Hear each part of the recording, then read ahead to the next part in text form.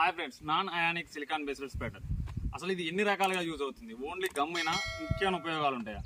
దీంట్లో గమ్ము మాత్రమే కాదు, వందల రకాల ఉపయోగాలు ఉంటాయి. ఒక్క 10 రూపాయల పెట్టుబడితో మనకు ఎకరానికి స్ప్రే చేసే పెట్రోల్ ఖర్చు కూడా 50-60 రూపాయలు వస్తే మనకు గమ్ముకు అనేది 10 రూపాయల్లో ఖర్చు అయిపోతుంది. కానీ ఈ గమ్ము వాడుకోవడం వల్ల ఆకులు ఉండేటువంటి పెక్టిన్ లేయర్ బలపడుతుంది, వ్యాక్స్ లేయర్ అనేది బిల్డ్ అవుతుంది.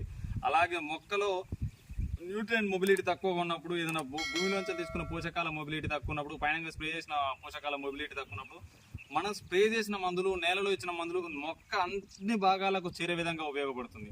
అలాగే నేల యొక్క స్థిరత్వాన్ని కూడా, ఇది రేగడి, నిన్న మొన్నటిదాకా వర్షాలు పడ్డాయి, దీనికి సాయిల్ అప్లికేషన్లో స్ప్రెడర్ ఇచ్చారు. ఈ నీళ్ళన్నీ కూడా గుంజుకుపోయినాయి చూడండి.